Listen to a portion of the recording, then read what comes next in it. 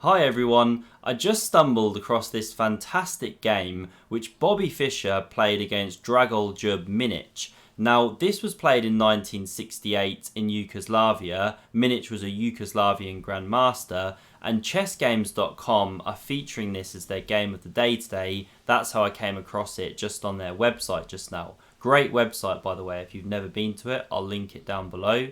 So Bobby had the white pieces here, let's see what happened. So he kicked off with e4, e5 in response, and now he goes for a king's gambit. He loved to employ this during his career, very aggressive.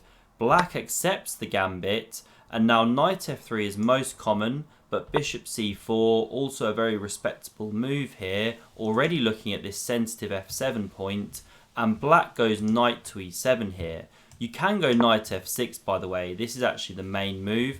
Looks a bit scary because what are you doing after pawn e5? Well then d5 is actually the response, counter-attacking the bishop. I won't go too deep on opening theory here, but that's the main square for the knight.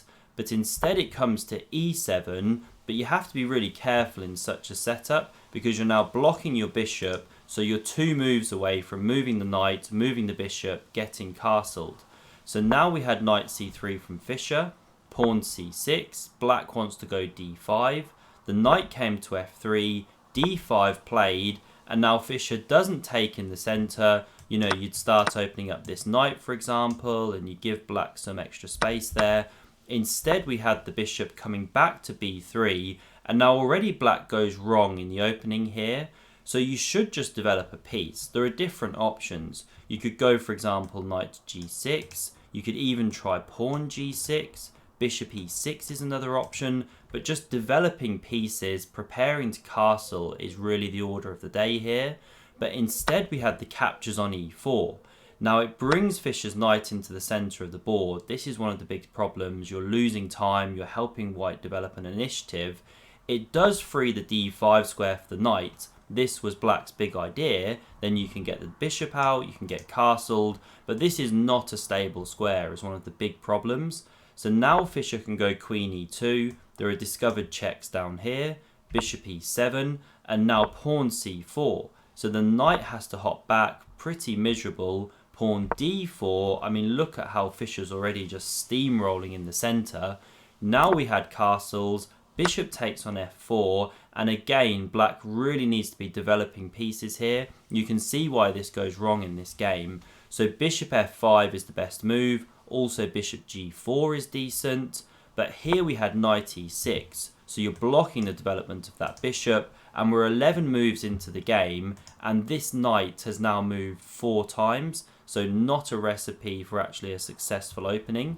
Fischer now goes bishop e3, he tucks back from the attack, covers this pawn, and now bishop b4 check was played. You can actually just cover this one with the knight, decent move. But Fischer goes here, also a good move. He wants to bring the h-rook to f1, then tuck the king back on g1, castle by hand. So knight d7 from black. And now here you can start with rook h to f1, preparing this plan of moving the king, although then black could go c5. And this is perfectly playable for white, though I suspect that Fischer didn't want to go in for this, because maybe black's just slightly unravelling now with a move such as this. You know, I did some clicking around with the engine. You're hitting this bishop. Apparently the best move is a3, takes, bishop drops back. But okay, at least in this setup, black's getting slightly more defence around the king here. Once the knight moves, the bishop can develop. White's still better, no doubt, but it's not as clean as what we saw in the game.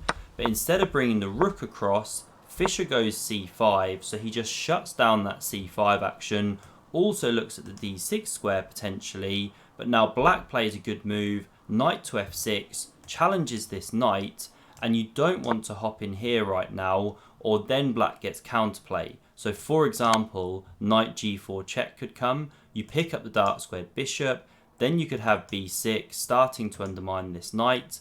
If the bishop hops back to c7, it could attack the knight, and then there could be pressure on d4 and so on. So it's just not the right way to play. Fischer chops on f6, best move, the queen recaptures, and he's now lured that queen out. It's on the f-file, so after the rook hits there, he's got some lovely juicy targets lined up down this file.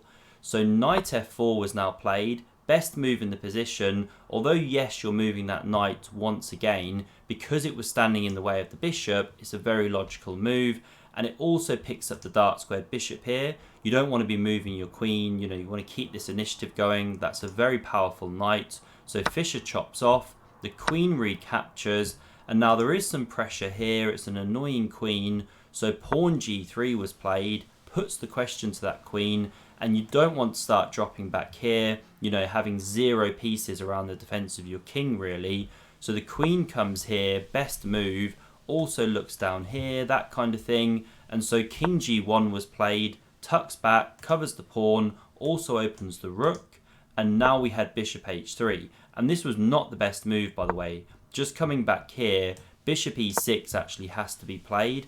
This is such a powerful piece. In combination with the rook, the knight coming to e5, you just have to challenge it at all costs, even if it means this ruined pawn structure, worse endgame. But what we saw in the game here of bishop to h3, this is a poor move. So can you guess what Fischer played in this position here? If you want to pause and look for it, please do so.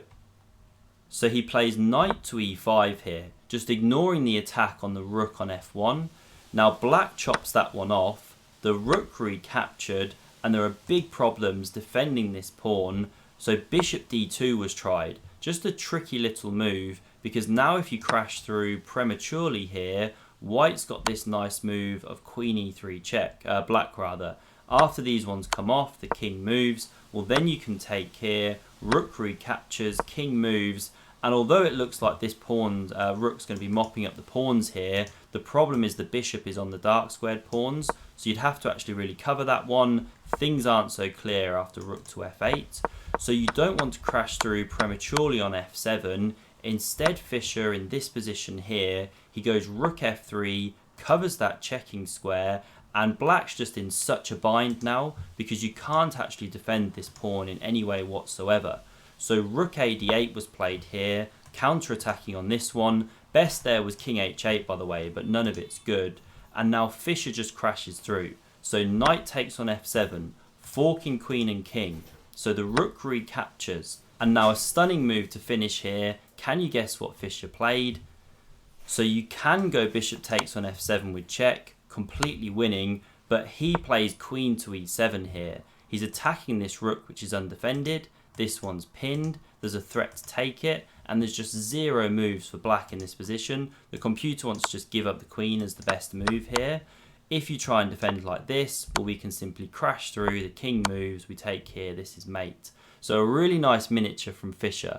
If you want to see another amazing game by him, click here. And to never miss a future video, do consider subscribing to the channel, and thanks very much for watching. See you soon.